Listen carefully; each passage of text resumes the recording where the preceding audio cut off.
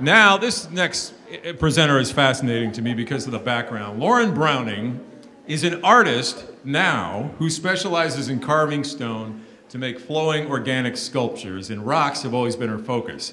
But before she became a full-time artist in 2007, she happened to have earned a doctorate in geology and worked as a research scientist on projects for NASA and the U.S. Nuclear Regulatory Commission.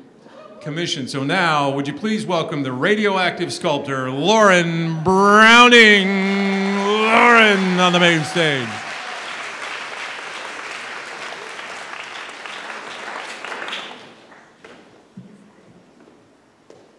Thank you, Randy.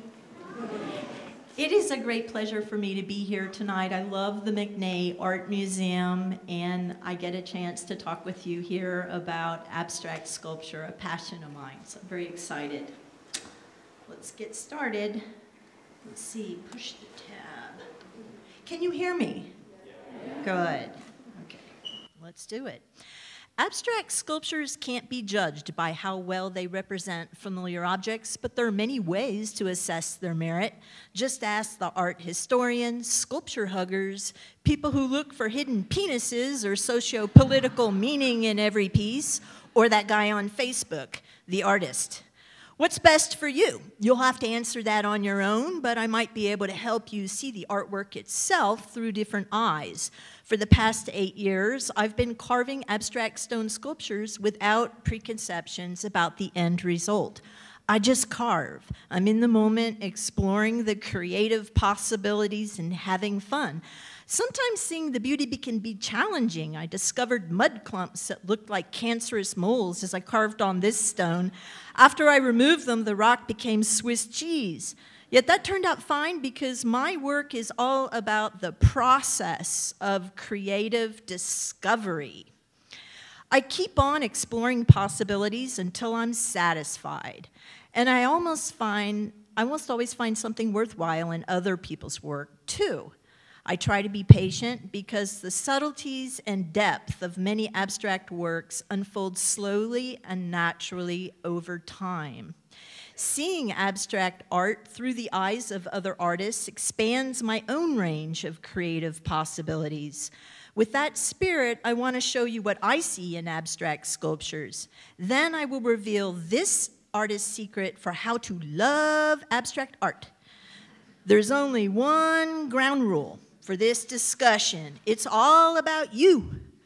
As the observer of abstract art, you, beautiful you, get to make all the rules. So revel in that opportunity. Work to refine your tastes. Become an expert in what you love. Give your own opinion some elbow room to evolve. To begin, you might try deconstructing the work into bite-sized pieces so that you can consider isolated portions separately. Instead of stating categorically that you don't like Aunt Jimmy's apple pie, you can then say, I really hated the filling, but the crust was awesome.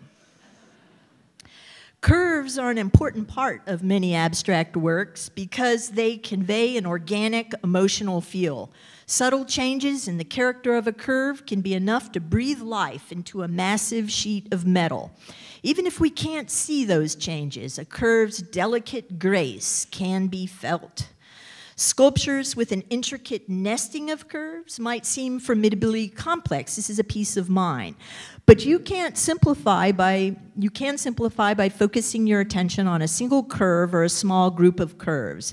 Remember, it's all about you. Seek out your favorite parts and save the rest for later or never. Lines are also important and can be approached in much the same way as curves. They define the outer perimeter of the piece and help isolate individual curves, define edges of shadows. And if you trace them out with your eyes or with your hands, you can get a sense of the movement of the piece. Remember, sculptures are three-dimensional. One baby step in any direction could reveal a hidden gem. So I follow the lines and curves around to explore the flow and movement of a piece. I'll feel the tension and the twists and see how they relax into the more open curves. As a researcher, I made computer models with hundreds of variables. Everything had to fit together in a coherent way or the program crashed. That's true for sculptures too. Intersections of curves and lines help define the focus, flow, and movement of a piece. If they are off, the integrity of the piece suffers.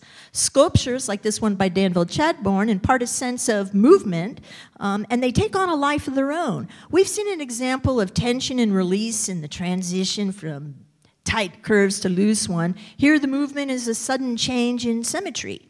As we look up, the symmetry erupts into a delightful asymmetry.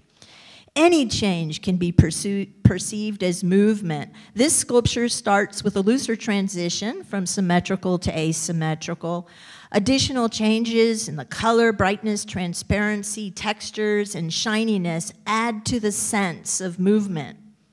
Balance is an important part of any artistic composition. You can see this piece outside.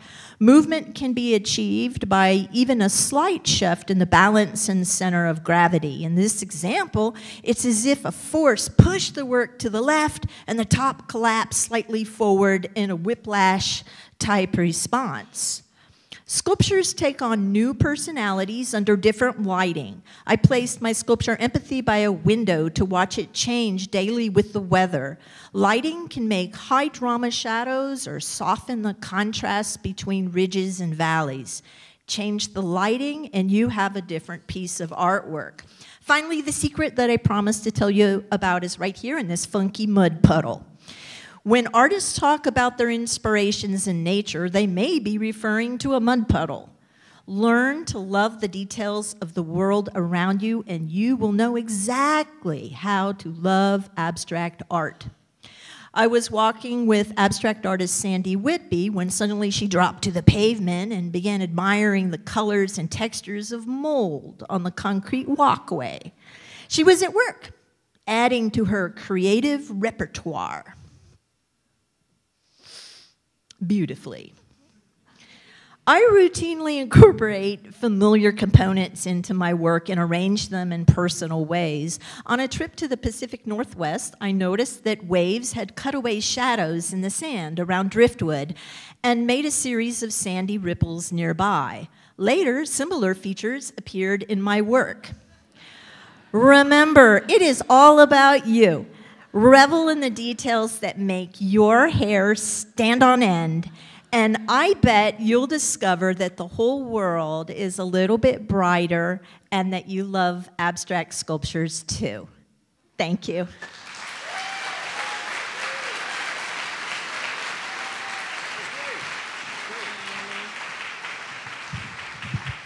Okay, that was great. Just a couple of quick questions. Okay. How did you get from that Nuclear Regulatory Commission thing to that this? Well, sometimes I wonder that myself.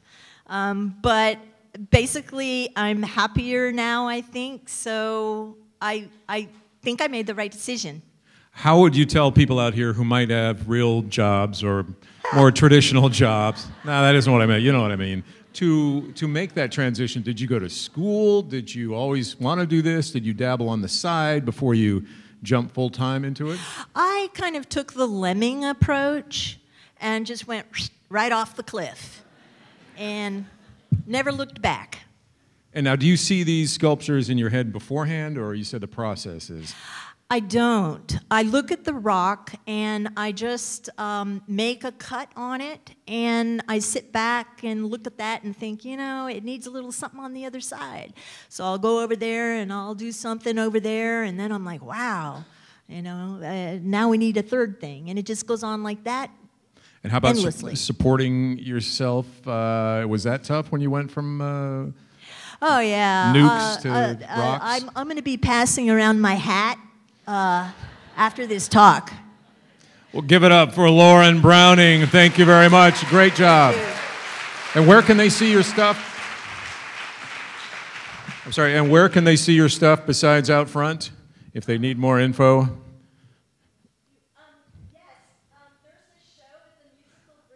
There's a show at the Musical Bridges Gallery. musical bridges around the world on the Northwest side. Look them up. I'm like a translator. Okay. Thank you. Show in Bernie. And a member of the, she's really having trouble, Hill Country Council for the Arts. Okay. Give it up again for Lauren Browning and her translator.